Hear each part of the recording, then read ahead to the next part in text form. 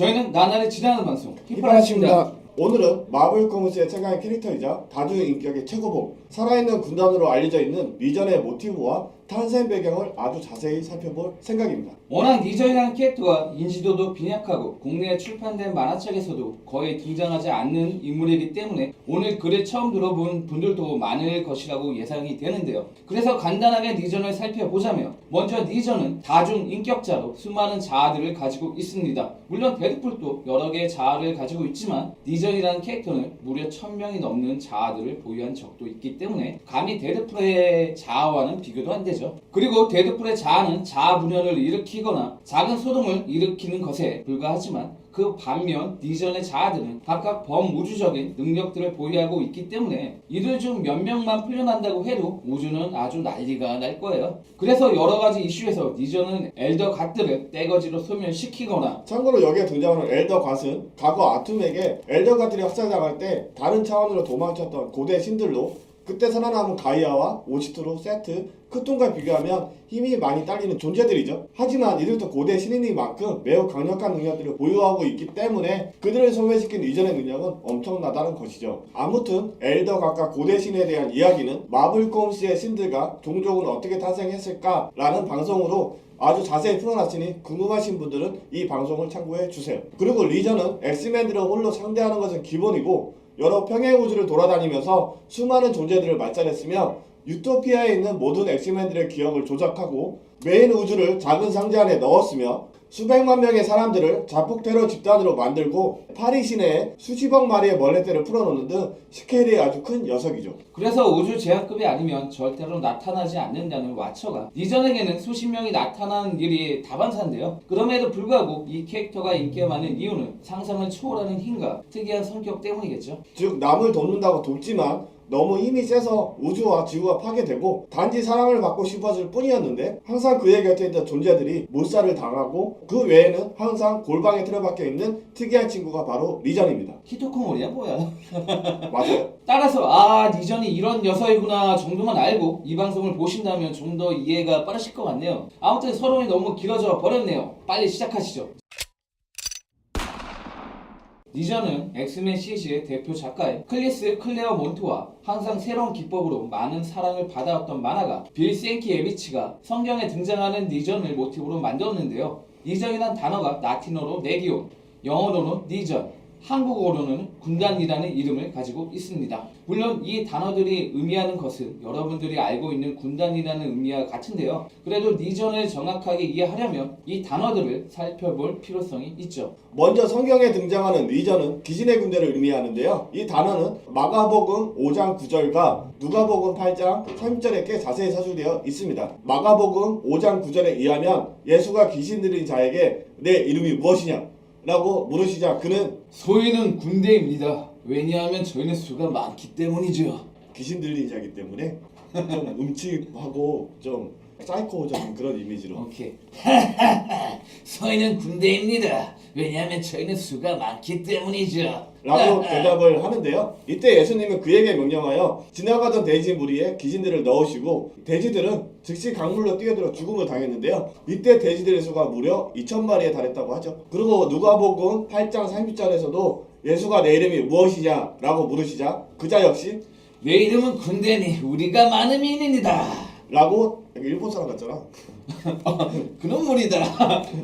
라고 대답을 합니다. 즉 성경에서 말하는 리전은 귀신의 군대를 뜻하는 것이죠. 한편 레기온은 고대 로마 군대의 진영을 지칭하는 말로, 이 진영은 가로 10명, 세로 12줄에 밀집 대형이 적당한 간격에 따라 늘어서 있으며 약 3000명 정도가 이 진영에 편성되어 있다고 하죠. 그리고 맨 앞열은 경험이 적은 병사가, 중간은 전투가 어느 정도 익숙한 병사들이, 뒷열은 베테랑으로 편성되어 있기 때문에 그 당시 레기온은 세계에서 가장 강력한 보병 집단으로 명성을 떨쳤다고 합니다. 이렇듯 레기온은 아주 강력한 군대를 뜻하고, 성경에서 말하는 리전은 귀신의 군대를 말하고 있기 때문에 마블 코믹스는 이런 점을 모티브로 삼아서 리전이라는 독특한 캐릭터를 탄생시키게 되죠.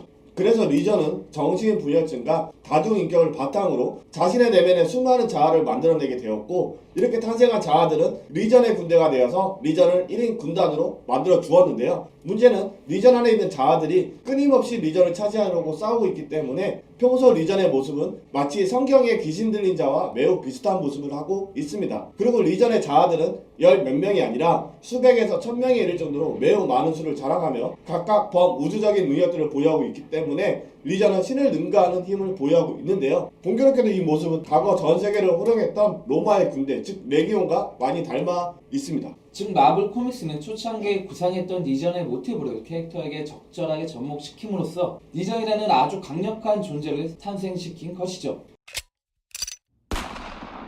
16세에 하버드에 진학해서 단 2년 만에 졸업장을 딴 찰스 자비에는 옥스퍼드 대학원에 다니면서 심리학, 유전공학, 생물, 물리학 박사학위 등을 취득하고 본격적으로 돌연변이 연구를 하기 시작하는데요. 이때 그는 같은 대학원에 다니던 모이라 맥태거트를 만나면서 진정한 사랑을 느끼게 되었고 그는 결국 약혼까지 하게 되죠. 그렇게 찰스가 사랑과 명성을 모두 얻을 무렵 갑자기 모이라의 일방적인 이별 통보로 둘의 약혼은 파기가 되어버리고 이 사실에 큰 충격을 받은 찰스는 이때부터 모든 학업을 접고 전 세계로 떠돌게 됩니다. 참고로 모이라가 일방적으로 이별 통보를 한 이유는 그녀가 조 맥태거트라는 정치가에게 성폭행을 당하고 그와 강제로 결혼을 해야 되는 입장이었기 때문으로 어찌 보면 그녀의 이별 통보는 매우 슬픈 선택이었죠. 아무튼 그렇게 전 세계를 떠나게 된 찰스는 어느 날 대학 친구였던 다니엘 솔론의 부탁으로 가브리엘 할러라는 환자를 돌보게 되었는데요. 참고로 이 환자는 세계 2차 대전 중 유태인 수용소에 끌려가 성노르게로 유린을 당했던 기억 때문에, 즉 홀로코스트죠. 불쌍해요. 심한 자폐증을 가지고 있었고 다니엘 솔론과 이후 매그니터가 되는 에릭 렌셔는 자신들의 치료가 더 이상 무의미해지자 결국 강력한 텔레파시 능력을 가지고 있었던 찰스에게 도움을 요청하게 된 것입니다. 그래서 이 사실을 전해들은 찰스는 자신의 텔레파시 능력을 이용해서 그녀를 치료하기 시작하는데요. 놀랍게도 그녀는 찰스를 넘어설 정도로 매우 강력한 텔레파시 능력자였고 그녀의 내면을 살펴본 찰스는 비로소 그녀의 진정한 문제점을 깨닫게 됩니다. 즉 그녀는 과거 유태인 수용소에서 겪었던 고통에서 벗어나기 위해서 자신의 내면에 아주 두터운 벽과 수많은 괴물들을 만들어낸 것으로 그녀의 자폐증은 결국 이것이 원인이었던 것이죠. 그래서 찰스는 그녀의 자폐증을 치료하기 위해서 밖에서부터 차근차근 벽과 괴물들을 물리치기 시작하는데요. 이렇게 차례차례 밖에서부터 걷어내는 거지. 하지만 안타깝게도 이 과정은 그녀에게 매우 큰 고통을 안겨주었기 때문에 결국 찰스는 그녀의 고통을 덜어주고 삶의 희망을 주기 위해서 자신을 강제로 사랑하는 마음을 심어주게 되죠. 나도 이런 능력 있으면 좋겠다. 그 결과 이 기나긴 싸움은 찰스의 승리로 끝나고 완치가 된 가브리엘 할러가 점차 찰스에게 끌리게 되면서 찰스와 가브리엘 할러는 사랑하는 사이로 발전하게 됩니다. 하지만 어느 날 찰스가 외계인의 공격으로 하반신이 불구가 되고 거짓된 사랑을 만든 죄책감으로 사라져 버리자 임신을 한 채 괴로워하던 가브리엘 할러는 홀로 데이빗 찰스 할러를 낳고 힘겨운 삶을 살다가 이후 곁에서 자신을 진심으로 아껴주고 위로해 주었던 다니엘 슐론과 결혼을 하게 되죠. 참고로 이 당시 찰스는 가브리엘 할러가 임신을 했다는 사실을 전혀 몰랐습니다. 하지만 그가 이후 자신을 간호해주던 아메리아 보트와 사랑에 빠졌다는 것은 비밀이라는 비밀이죠. 비밀? 여러분 다 같이 비밀이에요. 아무튼 이렇게 탄생한 아이가 바로 리전이에요. 즉 리전은 찰스의 숨겨진 아들이었던 것이죠. 리전의 자아는 수백에서 1000명에 이를 정도로 굉장히 많다고 설명을 해드렸었는데요. 사실 리전의 자아는 처음부터 그렇게 많았던 것이 아니었습니다. 리전도 처음에는 단 3명의 자아만이 존재했는데요. 이후 주변의 능력자들을 흡수하거나 여러가지 사건을 겪으면서 자아가 1000명으로 늘어나게 된 것이죠. 그리고 1985년 뉴 뮤턴트 25에서 28권에서는 리전의 거대한 정신세계와 최초에 등장한 3명의 자아가 등장하는데요. 이 이슈는 리전이 가지고 있는 힘의 근원과 원리를 꽤 자세하게 설명하고 있기 때문에 앞으로 리전을 이해하는 데 있어서 많은 도움을 줄 것이라고 예상이 됩니다. 그래서 저희는 이 이슈를 조금 살펴볼까 합니다. 하지만 방송 시간이 얼마 남지 않은 관계로 오늘은 도입 부분만 조금만 살펴보고 다음 시간에는 나머지 이야기와 리전의 자아에 대해서 알아볼 생각이니 미리 양해 부탁드려요. 찰스에게 일방적으로 이별 통보를 받은 가브리엘 할러는 다니엘 솔론과 결혼해서 데이빗과 비교적 행복한 생활을 하는데요. 문제는 그녀의 직업이 이스라엘 대사였기 때문에 그녀의 가족들은 수많은 테러의 위협을 받게 되죠. 그러던 어느 날 지멜 칼라미가 이끌고 있던 테러리스트들의 공격에 다니엘 솔론이 즉사하고 그 당시 10살이었던 데이빗은 죽을 위기에 처해지게 되는데요. 다행히도 데이빗이 찰스에게 물려받은 텔레파시의 능력이 각성하면서 데이빗은 테러리스트들의 뇌를 태우고 간신히 이 길을 벗어나게 됩니다. 하지만 그 과정에서 테러리스트들의 죽음과 공포의 감정을 그대로 공유하게 된 데이빗은 큰 충격을 받게 되었고 그 결과 그는 평생 동안 정신분열증과 자폐증을 앓게 되죠.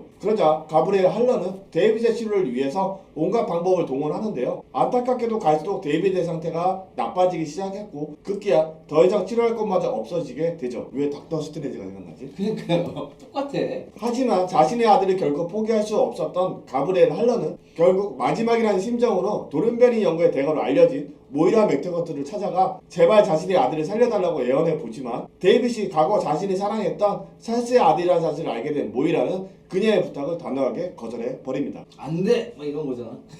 하지만 아무리 모진 거절도 그녀의 모성애를 절대로 넘어설 수 없었고 결국 이 사실을 깨닫게 된 모이라는 어쩔 수 없이 데이빗을 맡기로 결심을 하게 되죠. 그래서 데이빗은 이때부터 최고의 돌연변이 시설에 있는 뮤어 섬으로 들어가 모이라의 따뜻한 관심과 치료를 받게 되었는데요. 안타깝게도 그녀의 노력에도 불구하고 데이빗의 상태는 더욱더 나빠지기 시작합니다. 결국 데이빗의 폭주로 모이라의 제자들까지 다치는 사건이 발생하자 모이라는 어쩔 수 없이 당대 최고의 텔레파시로 명성을 떨치고 있었던 찰스를 묘섬으로 추청하게 됩니다. 그리고 찰스는 데이빗의 상태를 살펴보던 중 그의 능력이 자신의 텔레파시 능력을 가뿐히 넘어설 정도로 매우 강력하다는 사실을 깨닫고 또다시 충격을 받게 되죠. 충격. 왜 아니겠어요? 마블 최강의 텔레파시 능력자로 자부심이 높았던 그였는데 가브리엘 할러가 데이빗이 그의 자존심을 그냥 산산히 부서뜨린 거잖아요. 여러분 그렇다고 해서 찰스의 능력이 절대로 약한 건 아닙니다. 단지 가브리엘 할러와 데이빗 할러가 비정상적으로 강한 것 뿐이지. 말이 안 되는 거야. 그쵸? 아무튼 이 사실을 인지한 찰스는 더욱더 조심히 데이빗의 상태를 살펴보는데요. 그 과정에서 데이빗의 강력한 공격을 받게 되면서 곁에서 이것을 지켜보던 모이라 맥테거트와 그녀의 양녀인 레인 싱클레어 즉 울프스 베인이죠. 이들이 완전히 의식을 잃어버리게 되죠. 이거 고민하는 거야. 모이라 레인이 백지 상태로 변해버렸어. 이건 마치 누군가와 접촉해서 의식을 흡수한 것과 비슷해. 이건 강력한 텔레파시만이 할 수 있는 일인데 난 반평생 지구에서 가장 강력한 텔레파시라는 소리를 들어왔는데 이런 나를 간단히 집어 던지다니 점점 내가 두려워지는구나. 지금도 데이빗의 마음에 강제로 들어가려고 했기 때문에 공격을 당할 것인데 과연 내 몸이 데이빗의 공격을 또다시 견뎌낼 수 있을까? 불쌍한 찰스. 그리고 찰스는 과거 자신이 가브리엘 할러를 치료하기 위해서 자신을 강제로 사랑하게 만드는 일 때문에 이초를 해야 되나 말아야 되나 심각하게 고민하기 시작하는데요. 이미 모이라와 레인이 데이빗에게 흡수되어 있기 때문에 결국 그의 고민은 오래가지 못했죠. 그래서 찰스는 할 수 없이 데이빗의 치료와 흡수된 동료들을 구하기 위해서 문스타와 함께 데이빗의 의식 속으로 들어가는데요. 이 과정에서 또다시 데이빗에게 공격을 받게 되면서 현실 세계에 있던 가브리엘 할러와 사이퍼까지 데이빗의 정신세계에 갇혀버리게 됩니다. 과연 찰스는 데이빗을 치료하고 동료들을 구할 수 있을까요? 요건 다음 시간에 계속 이어집니다. 그럼 다음 시간에도 어김없이 찾아뵐 것을 약속드리며 저희는 지금까지 누구였죠? 휘파라치였습니다. 휘파라치였습니다. 히히 파라찌 야